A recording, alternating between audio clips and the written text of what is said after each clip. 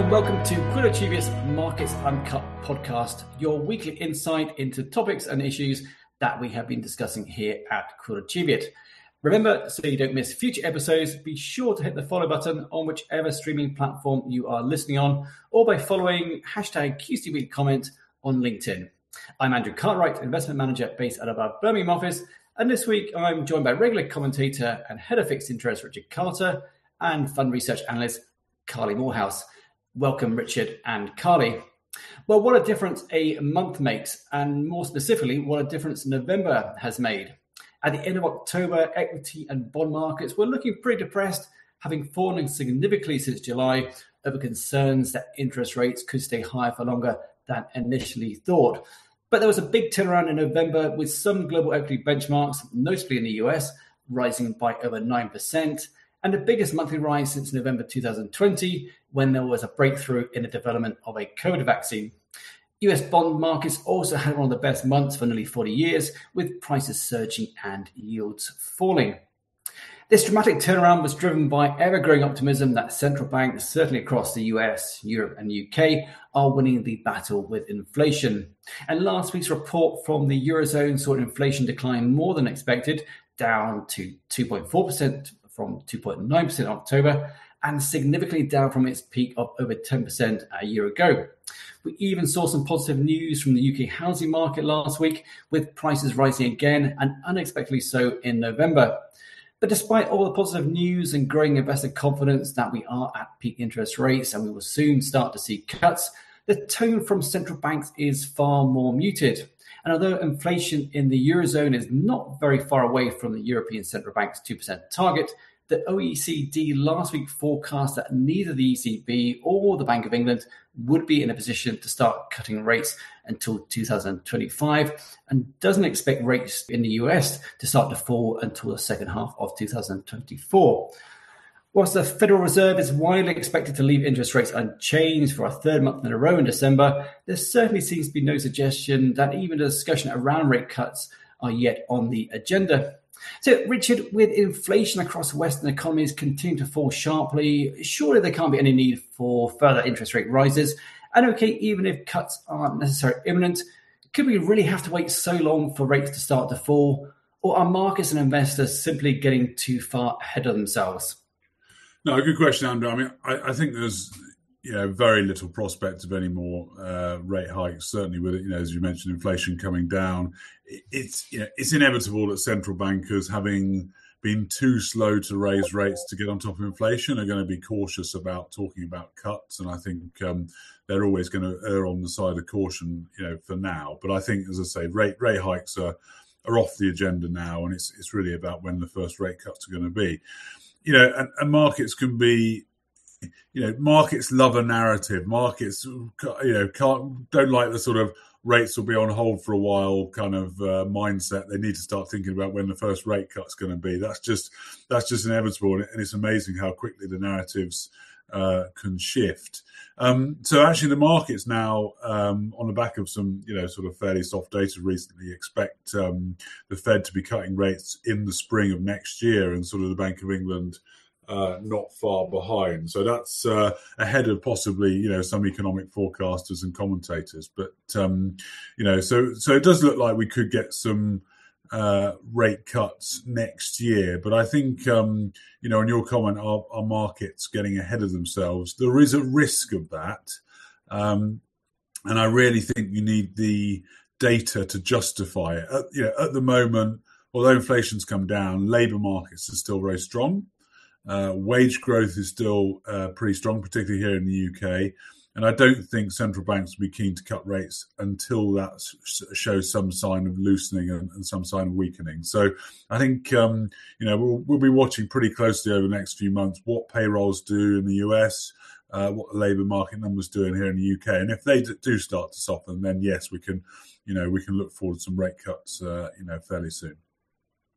So whilst we wait for further news and data around those potential interest rate cuts, There is, of course, a lot of other things going on in the world, what with various wars and conflicts. And notably, we saw an end to the ceasefire in Gaza over the weekend.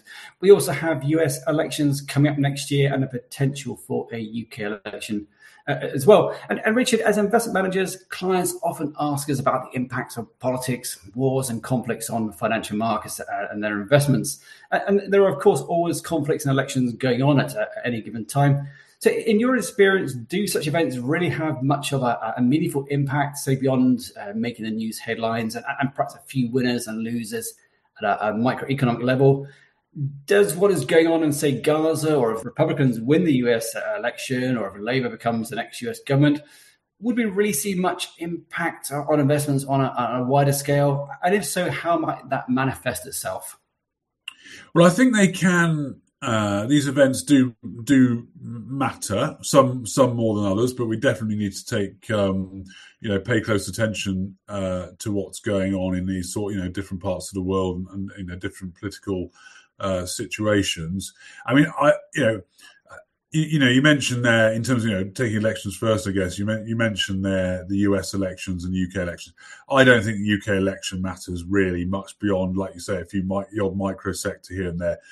Keir Starmer's policies are not vastly different from Rishi Sunak's. It might be a different tone, but let's be honest, from a sort of macroeconomic point of view, there's not much between the two parties. And so I don't think investors will be too bothered about the UK election. We don't know when it is, but let's say it's in May, but I'm not sure that one matters too much. The difference between Biden and Trump, or whoever wins the US election, probably is greater. So I think that will definitely be a big theme next year. I mean, we don't yet know who's going to be standing, but I would say, as I say, US election matters a damn sight more than the UK one next year. In terms of sort of wars, conflicts, all the rest of it, you never quite know. You do have to pay very, very close attention to it. Often I think the impact is, markets are most concerned about the impact, not necessarily from a sort of economic growth point of view, because often these regions, their impact on global growth is not massive. But the impact on commodity prices potentially is a big mechanism. And I think, the worry with Gaza was that would spread around the region and, Iran would get involved and it would push the oil price up to, $150 a barrel. So far, that hasn't happened, which has encouraged markets to kind of look elsewhere and put their focus elsewhere, even though obviously, the humanitarian side of it's been very troubling. But then you contrast that with Ukraine. Ukraine was a big shock, but it did have a big impact on commodity prices, obviously the natural gas price and everything like that, food prices. So, that really had big ripple effects to what happened to interest rates and happened to the global economy. So, these things do matter, but I think if it's confined to the specific area and it doesn't affect commodities, then, the market tensions moves on pretty quickly. So it sounds like the sort of the key thing to look out for is commodities, and no doubt if Trump does feature in the US election race, that will certainly feature heavily in headlines. So I'm also delighted to be joined once again by fund research analyst Carly Moorhouse, and Carly has just got back from a research trip to Asia, and this provides an opportune moment to get an update on what has been going on across the region and within her favourite funds. But before we talk about that, I wanted to mention that Quilter Cheviot's fund research team have just won Fund Selection Team of the Year at the World Partnerships Awards for the third consecutive year. And last month, Carly also won Fund Selector of the Year at Investment Week's Women in Investment Award. So congratulations, Carly, and thank you for taking the time to join us today. So Carly, we discussed Asia in one of our market updates during the summer, and one of the key observations at the time was that the much anticipated post-recovery in China had yet to materialize. We're almost 6 months further on, and judging by the ongoing performance of the Chinese stock market, things don't seem to have improved. So what has been going on in China from an investment perspective, and what is the latest thinking from those fund managers that you visited whilst in Hong Kong? Yeah, so we met with over 20 fund managers, whether that be Asia, emerging markets, India, or China only fund managers. And I was actually surprised at how many were quite positive on China. I think valuations was clearly a big factor in that, with many saying that China and particularly Hong Kong are trading at multi-year lows on several metrics. But they also highlighted that while we may not be at the bottom with regards to the economy, they think we are very close, and that's giving them a bit more optimism. I think what was interesting is that last year we had so many ask the question of whether China is uninvestable. However, that barely came up. But when it did, it was completely dismissed. China is the world's second largest economy with a very large and liquid stock markets. And as much as reshoring and nearshoring is happening, it's only just the beginning. And I think the fact of the matter is that China is still so intertwined with global trade. You can't just cut it out. And I think sitting here in the UK, it might seem like a possibility, but when you're so much closer to China like these managers are, it actually seemed a bit ridiculous to them. And we certainly started to feel that in Hong Kong as that's where we saw a noticeable difference with regards to Chinese tourists being back. We didn't see any in Tokyo, but in Hong Kong, we were kind of fighting our way through group upon group of mainland Chinese tourists at any of the main tourist hotspots.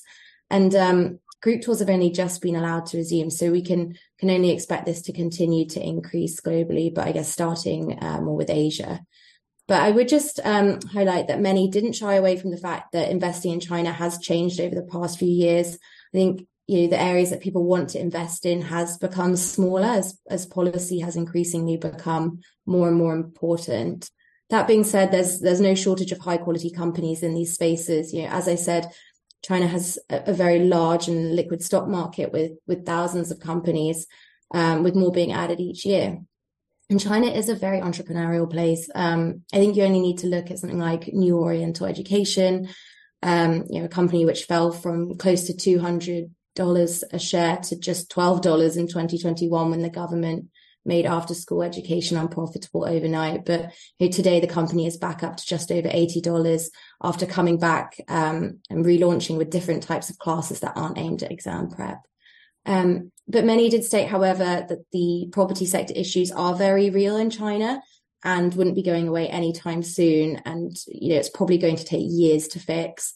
An analyst we spoke to who had just been at a conference in China was saying that on the internal flights she took, she could hear people around her discussing property and many saying that they really wanted to buy but were put off by the falling house prices. So demand seems like it's there, but we just need to see some stabilization in prices. And I think the measures that we've seen from the government could start to help at some point going forward. But nonetheless, the weakness in the real estate sector is having an impact on people's wealth, which is a lot of Chinese people's main investment. And this is the key thing at the moment. With that and the fragility of the economy, people are being a bit more cautious with regards to spending. So they have the money. As throughout the pandemic, households saved a lot. Household deposits were estimated to have risen about 60% since 2020. So they're sitting on a lot of excess cash. But I guess, if you weren't sure if you would lose your job next week, you probably wouldn't spend either. So it is understandable. So China clearly gets a lot of the media attention, and rightly so, given that it is the world's second largest economy, as you mentioned, and there are clear sort of problems with the property sector at the moment. But there is, of course, far more to investing in Asia than just China. And in terms of population, India is expected to overtake China very soon, if indeed that hasn't happened already.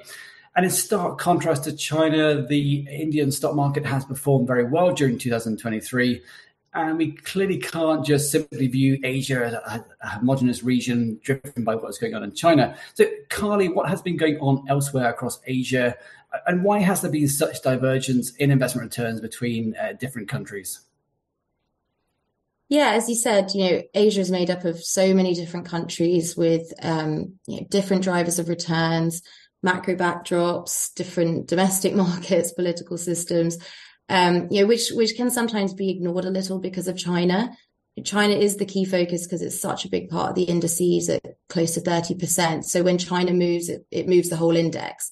Your next biggest exposures are, of course, India, followed then by Taiwan and Korea. And after that, while you have some pretty exciting markets that investors have become increasingly positive on, like Indonesia, these smaller ASEAN countries just don't have the size or liquidity for meaningful exposure, particularly for the larger funds in this space. But I guess we've already spoken about China. So, India has continued to do well this year, despite some volatility earlier in the year. So while everyone goes on about how cheap China is, the opposite is said for India, particularly the consumer companies in India. They're trading at very high multiples.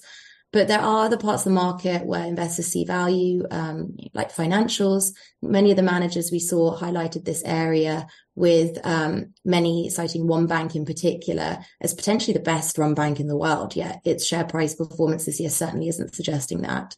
Despite being optically expensive, the optimism for India continues, though, as longer term, the very large and young population with their increasing wealth and increasing use of smartphones and digitization, that really has long-term investors excited, as has the government's reforms to improve the economy over the years, with things like the goods and services tax. And, there are so many reforms as well that are encouraging FDI at a time when many want to diversify their supply chains away from China.